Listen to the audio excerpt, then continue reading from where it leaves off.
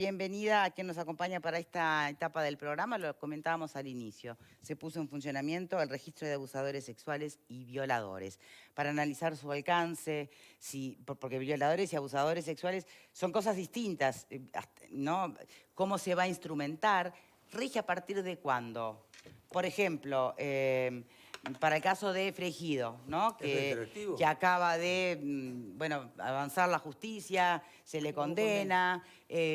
¿Va a integrar esa lista o como es anterior el caso, no? Por poner un ejemplo. Bienvenido, ¿cómo le va, Gustavo Álvarez, psicólogo forense? Muy bien, ¿ustedes cómo están? Muy bien, gracias. Entonces, ¿qué alcance tiene este registro? ¿Cómo va a funcionar? ¿Va a ponerse al mismo nivel o va a integrar esa lista tanto un violador como un abusador sexual? ¿Se sale de esa lista o no hay liquid paper que te pueda, ni certificado de buena conducta que te saque de ahí? Bueno, varias preguntas.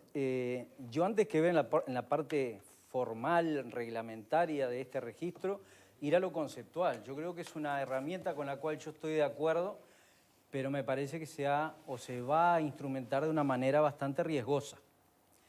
¿Por qué riesgosa? A ver. Riesgosa por lo que usted mencionaba, justamente.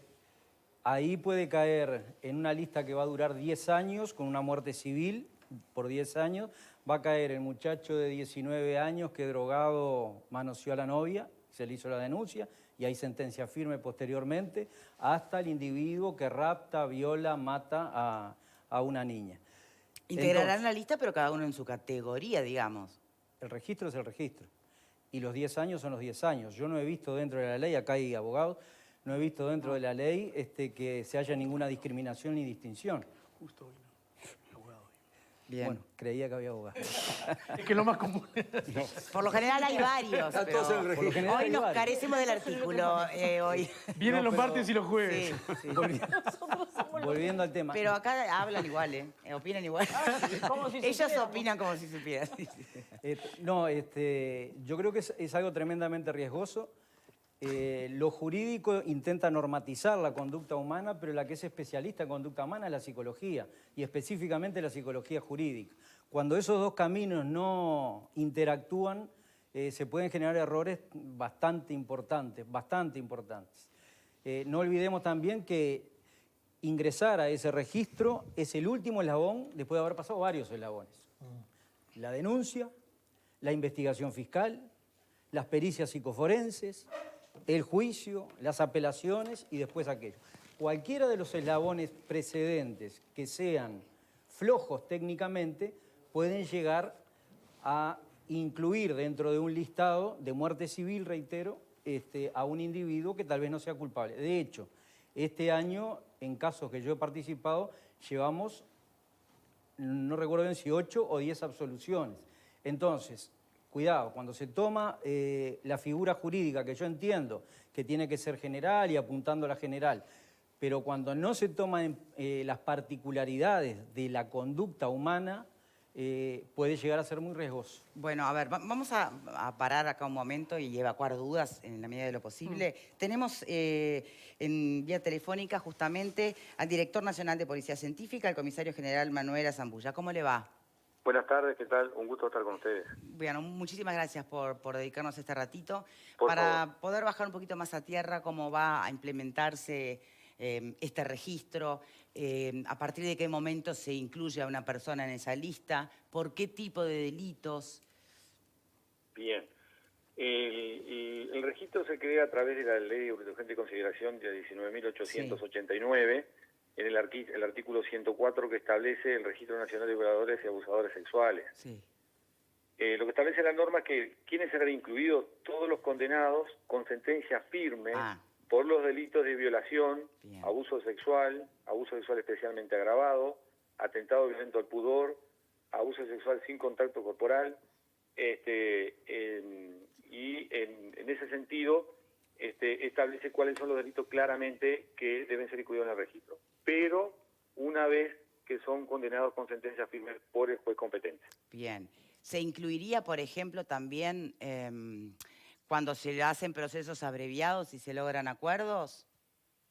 Bueno, lo que establece la norma y una vez más lo vuelve a establecer, es que una vez que la sentencia condenatoria se encuentre firme, el juez ordenará de oficio la inclusión del Registro Nacional de Violadores y Abusadores Sexuales. Es el juez que lo ordena de oficio, bien. Bien, siempre establece con sentencia condenatoria cuando se encuentre firme, el juez lo ordenará a través de un oficio a nosotros para que esa persona sea incluida en el Registro Nacional de Violadores y Abusadores Sexuales. Bien. Mediante oficio, donde establecerá los datos filiatorios de los condenados y debe individualizar claramente cuál es el delito Ahí va. que por la cual esa persona debe ser incluida en el registro. Bien. ¿Y a qué lo inhabilita a una persona estar incluido en esa lista, en ese registro? Bueno, hay tres etapas también o tres situaciones. El juez al momento de dictar la sentencia condenatoria impondrá conjuntamente con la pena que le corresponda la inhabilitación por un plazo mínimo de 10 años para el ejercicio de la actividad vinculada a la atención de salud, sanitarias, docentes o académicas o en cualquier actividad directa o indirecta relacionada con las mismas, ¿no? Impliquen contacto con menores de edad, tanto a nivel público como privado. En el caso de un violador, el tema de la edad no cambiaría mucho. Se puede ser víctima adulta de un violador. Exactamente, no habla de edad. Establece solamente el delito de violación. Bien. Pero a su vez esto tiene determinada reincidencia. En caso que el condenado cuente ya con una anotación en el registro, el juez al momento de dictar otra vez la sentencia condenatoria y pondrá conjuntamente con la pena un plazo de inhabilitación mínimo de 15 años. Y si existe una tercera anotación, permanente, el juez impondrá una inhabilitación de 20 años para el ejercicio de las actividades que yo mencionaba anteriormente. Bien, o sea, 10 para la primera, 15 para la reincidencia y la tercera, 20. Y 20 para la tercera. Bien. Así como el juez ingresa de oficio a una persona en ese registro, sentencia firme mediante, condenatoria, ¿quién lo quita de allí? A los 10 años, además. No establece la norma claramente todavía y el decreto reglamentario tampoco. O sea que si la persona ingresa, permanece en el registro en forma permanente. O la norma no lo establece, dice sí su ingreso, pero no establece su salida, por lo cual siempre permanecerá en ese registro. Bien. A menos que él se... Porque si es por 10 años, bueno, 10 años es la inhabilitación. A no ser que obviamente la persona solicitará y se estudiará si la situación o el caso. Bien. Bien. Y es judicial, obviamente, ¿no? A través del juzgado que lo condenó y obviamente... Claro, o sea, integrar ese registro no es en paralelo a la al cumplimiento de una sentencia, en tiempo, digamos. No. Entrás en esa lista y que te saque, no sé... Bueno, la persona tal vez tendrá derecho a solicitarlo vía la judicial y se analizará la situación y obviamente le contestaremos después a la persona. Bien, y ahora lo que en realidad le importa a la ciudadanía en general, ¿cómo se entera uno de quién está en ese registro? Si mañana se quiere contratar a un docente, ¿cualquiera puede acceder a ese registro? Bueno, acá tenemos... ¿Un vecino por chusma puede acceder a ese registro? Bueno, acá tenemos dos partes, ¿no? Una es que la persona puede solicitar, porque la empresa se la está requiriendo la información para contratarlo o no. Como un certificado de buena conducta. Es como un certificado de buena conducta. Aquí lo único que establece ese certificado es si está inscrito o no en el registro. Es lo que establece. ¿Está inscrito o no está inscrito? Pero se lo tiene que pedir, pero es la propia persona. La propia persona porque se lo exige la empresa, ¿verdad? Para que ¿La empresa no puede acceder a ese registro y ver? Sí, bueno, después hay otra situación también que establece cuando las solicitudes de información sean tramitadas por personas particulares sobre individuos que están en el Registro Nacional de Violadores y Abusadores Sexuales. Eso lo establece el decreto, lo cual la persona tiene que hacerlo en forma presencial, debiendo acreditar la identidad con la exhibición de su documento legal vigente, fotocopia, y completando un formulario que es una declaración jurada en la cual sobre la persona que desea saber y razones debidamente fundadas por el motivo por el cual solicita esa información. Debe establecer por qué y para qué necesita. Y si fuera algo tan sencillo y cotidiano como... no sé, está empezando a vincularse conmigo y quiero descartar que no se trate de alguien con antecedentes en esta materia. ¿Alcanza? bueno, tiene que ser fundado, nosotros lo tenemos que analizar si ese fundamento es debido, y una vez que nosotros analicemos a través del Departamento Jurídico de nuestra Dirección Nacional, se expedirá la información, siempre con la firma del jerarca de la unidad, en mi caso, en estos momentos, o el director que esté en el momento que le toque responder esa solicitud de la persona que solicita. Bien. Bien, ¿algo más que a usted le parezca relevante en este momento, ¿no? Que recién empieza a transmitir? Sí, porque después supongo que la marcha... Sí, principalmente le agradezco la pregunta para los ciudadanos que deseen saber. El trámite se inicia en el local 77 del MAM, se apersona allí quien lo necesite. Tiene un costo de 123 pesos, el mismo costo que el certificado de antecedentes judiciales el anterior. Se le entrega un ticket en el cual a los efectos de que pueda justificar que inició el trámite, y a los 15 días se le entrega la documentación, el certificado, si está inscrito o no está inscrito en el registro. Bien. Acá en Montevideo lo hacemos en la órbita de la Dirección Nacional de Policía Científica, en el MAM, como le decía. Sí. En el interior del país, en todas las jefaturas de policía, en el departamento de Policía Científica de cada jefatura. Bien. Y la última, nada más, director. Por favor. ¿Tiene efecto retroactivo esto o es a partir de ahora? Bueno, en realidad... ¿Cuántos integrantes tiene esa lista hoy, a la fecha? Hoy, desde de que acuerdo, se firmó desde que se aprobó la ley y el decreto reglamentario, hay Sí, 2 personas nada más. nada más. Tengo entendido, por lo que he estudiado un poco de derecho, que uno de los principios fundamentales en el momento de aplicación de la ley, Sí. que no tendría que ser retroactiva. Que ¿verdad? no tiene que ser retroactiva. No Bien. tendría que ser retroactiva. De todas formas, nosotros analizamos caso por caso, porque entendamos que es una información muy puntual. Ni siquiera para quienes están cumpliendo pena hoy en día. ¿Verdad? ¿Perdón? Ni siquiera para quienes están... Yo no digo los que ya cumplieron la pena y están reintegrados a la vida. Digo los que, por ejemplo, están hoy cumpliendo una pena. Sí, obviamente como información policial en la investigación que nosotros tengamos, existe el registro en cuanto al registro criminal de todas las personas que han cometido los delitos. Sí. Ya existe eso, y estos delitos que hoy están circunscritos en un registro nacional de violadores existen, ya estaban. Claro. Para la investigación sigue Pero como existiendo. que una cosa es el registro criminal, exacto, Claro. y otra es este otro que, bueno... Ahí que, está. Que lo circunscribe ahora a algo muy puntual, ¿verdad? Determinados delitos, que es lo que establece la norma, o sea, la ley y el decreto reglamentario. Bien, perfecto. Muchísimas gracias, directora Zambulla. No, por favor, los agradecidos somos nosotros, estamos a las órdenes. Bien, gracias. Bueno, ojalá no tengamos nunca que ir a pedir el servicio, ¿no? Expedir el certificado de que no estás en un registro. Pero bueno, en definitiva, es la herramienta que tienen hoy las empresas, las personas, instituciones, que quieren tener la tranquilidad de que la persona que van a contratar no lo harían. ¿Le quitó esta charla con el director Álvarez, le quitó esa peligrosidad que usted advertía? No, para nada. ¿Por qué no? Para nada, porque con buen criterio el director lo que habla de la parte formal, cómo se va a registrar Sí. y cómo no. Yo lo que estoy hablando es la parte conceptual. A ver, Pero acá si hay es necesario... sentencia firme. Es sentencia firme. Mire, yo hoy, sería ahora lo en este peligroso? momento, yo tengo 2 casos que ya cumplieron la sentencia, ya estuvieron 5 años por violación. Lo primero que hicieron cuando salieron de la cárcel es que les examine el expediente porque siguen insistiendo que son inocentes. Ese individuo va a estar 10 años en el registro. ¿Bien? Bueno, a menos que se le compruebe la inocencia y en ese caso Sí, claro. podrá seguir un trámite judicial para salirse del registro. Claro. Pero aparte otra cosa, acá uno de los... A ver, yo necesito hacer una aclaración porque en este momento de tanta crispación social parece que uno está defendiendo abusadores, Claro, ¿no? Yo me desapego de mi visión que la tengo del delito aberrante para hablar desde el punto de vista técnico. ¿Hay muchos errores en esto? Claro que sí, claro que sí. Pero si tenemos que hacer el menos mal de los escenarios, ¿con registro o sin registro?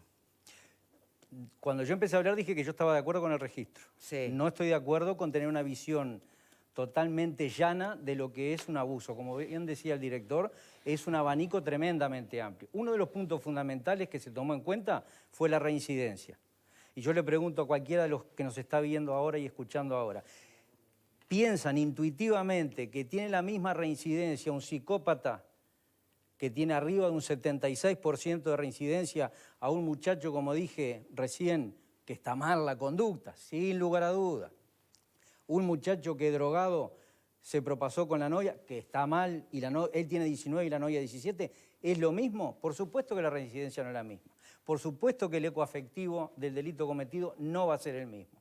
Por supuesto que la subjetividad puesta en juego, uno gozando con el dolor y con el sometimiento y otro bajo los efectos de sustancia, no va a ser igual. Pero usted plantea, se propasó con la novia, y la palabra propasarse, como que, a ver, ¿abusó contacto de ella o no? La palabra, como que propasarse nos lleva a un escenario más como, más viejo, más arcaico. No, o sea, hoy no se habla de ¿qué es propasarse? Pero esa ¿Abusa de ella o no? No es delito propasarse. Por eso. Esa distinción que usted hace no la hace la justicia. La justicia condena, ¿hubo delito o no hubo delito? Y además usted habla de una cuestión de, bueno, de las posibilidades de esta persona de reincidir y demás. Si nosotros tenemos un sistema penal del cual las personas egresan sin ningún tipo de estudio respecto a eso que usted manifiesta. Con lo que tenemos hoy, lo que podemos hacer es esto. Podemos coincidir con usted respecto a que todos quisiéramos saber, bueno, la persona que egresa después de haber cumplido una condena, qué posibilidades tiene de reincidir, cómo se la ha ayudado, cómo no se la ha ayudado, pero eso no ocurre. Entonces, si vamos a esperar que el sistema penitenciario uruguayo y el sistema de justicia sea perfecto y atienda todas las distintas posibilidades desde el punto de vista psicológico, no va a haber registro nunca. ¿Álvarez? Psicológico no exclusivamente psicológico. Bueno. ¿Está bien? De todas las... Porque si la pena lo que indica es la reinserción y yo estoy decretando la muerte civil de una persona por 10 años, va una cosa en contra de la otra desde el plano jurídico, no psicológico. Y en cuanto a lo otro, mientras sigamos teniendo o manteniendo determinados mitos que se han ido perpetuando, los niños no mienten, no se les implanta memoria, etcétera, etcétera, ya hay determinados sesgos que aumentan la franja de riesgo de cometer errores judiciales. Bien, eso Pero lo entonces eso lo hay que entiendo. atender al sistema judicial, no al registro. Una pregunta. Bien, sí, cómo no, Margarita. No, el ejemplo que usted usa del muchacho de 19 años que drogado se propasó con la novia. ¿Quién garantiza que ese muchacho drogado que se propasó con la novia mañana y pasado y la semana que viene, además de tener una sentencia judicial que no es se propasó, ¿no? Abusó de la novia y la novia lo denunció por abuso, o sea que esa es una primera diferenciación, pero además, ¿quién garantiza que el año que viene o el otro, drogado, no se propasa con la vecina o con mi hija o con la suya? Nadie, porque no existe un perfil del abusador como tampoco del rapiñero ni del homicida.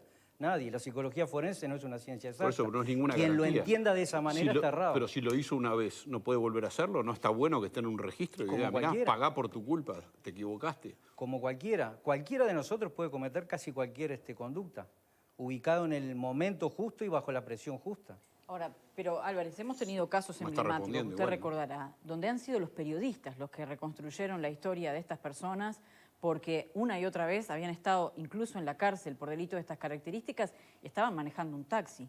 Entonces necesitamos Si usted se una refiere al herramienta. caso de Brisa, por Sí. ejemplo. Pero estoy totalmente de acuerdo con usted. Tal vez yo no me sé explicar. La cuestión acá está, el peligro que yo veo no, que la psicología forense estima, es que estamos tratando conductas, ya sea desde el punto de vista de la reincidencia, de la peligrosidad, de la vulnerabilidad, diferentes de la misma manera. Vamos a generar un gran bolsón de gente que no va a tener inserción laboral, porque no perdamos de vista, hoy en día ya hay canales de televisión que le están pidiendo a los futuros empleados este certificado. No tiene nada que ver con los niños, no tienen contacto con los niños. Esto se va a generalizar. Es una visión bastante esperable. ¿Y cuál sería, para tratar de entender claramente tu posición, además teniendo en cuenta que has venido muchas veces y por lo tanto tu opinión para otras cosas siempre ha sido importante? ¿Cuál sería la solución adecuada, más correcta, más pertinente según tu mirada? Más garantista. Más garantista, segmentar desde el punto de vista psicojurídico los diferentes delitos, analizando criminalísticamente la conducta emitida, la conducta disvaliosa emitida. ¿Para proponer qué, por ejemplo? ¿Muertes civiles de distinta duración? Por ejemplo. ¿Qué otra cosa? Y lo porque que se me ocurre en integrar este el registro lo pasarían a integrar, porque el delito lo cometieron. Pero en todo caso, desde su perspectiva, lo que apunta es a, bueno, que los castigos no sean también, ponderen también esas distintas realidades. Claro. Eso es lo que... No nos olvidemos, tenemos una memoria cortoplacista. Lo que señalaba Verónica es muy ajustado. También recuerdo un caso de una pareja que le incendiaron la casa porque habían dicho que habían violado al niño, un niño de meses.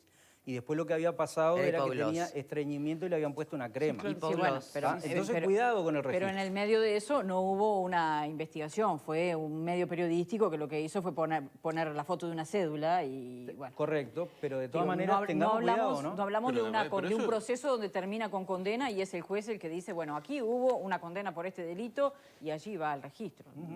Creemos que las garantías son distintas, ¿no? Yo le puedo hacer una pregunta sin que se ofenda. No se lo puedo prometer, pero dele. Algunos de los casos que usted dijo que tenía 2 casos por lo menos, ¿no? Sí.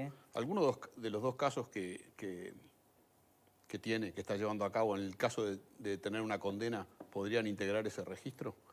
Y si se diera lo que usted dice de hacer este procedimiento, de escalar los registros, de que no todos tengan la misma pena o no todos integran el registro, ¿podrían zafar de ese registro?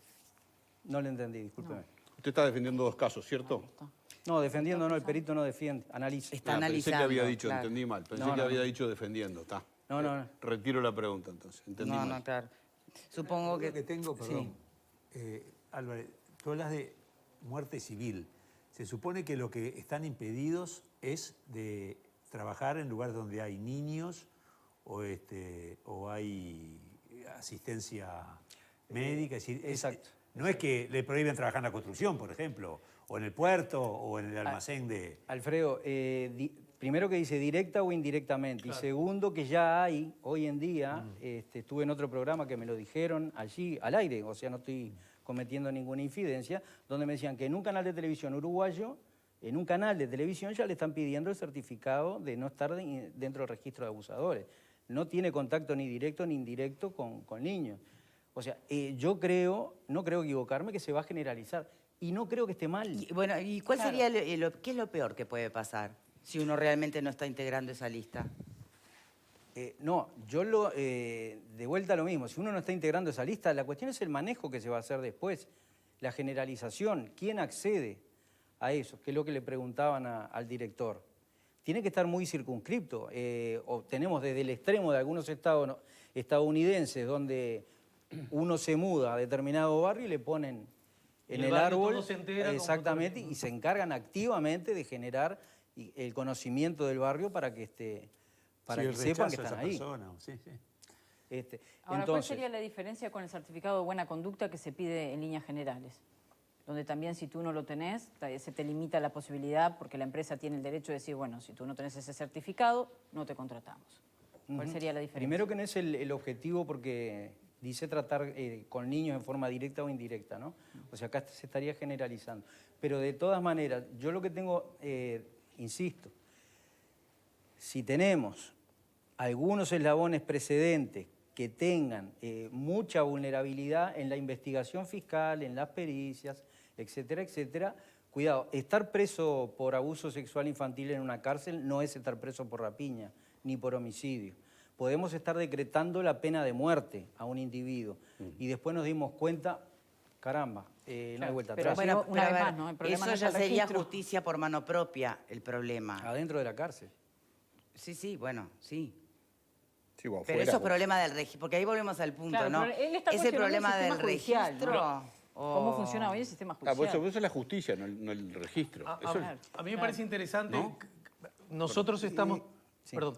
A propósito de lo que empezaste diciendo, que estás a favor de que exista un tipo de registro, ¿no es cierto? Sí. Y creo que recién Vero lo planteaba. En todos vive el caso de Brisa, ¿no es cierto? Que su asesino había tenido 6, no 1, 6 antecedentes por violencia sexual de distinta... Y uno puede decir, bueno, pero el individuo no trabajaba con niños, pero conducía un taxi.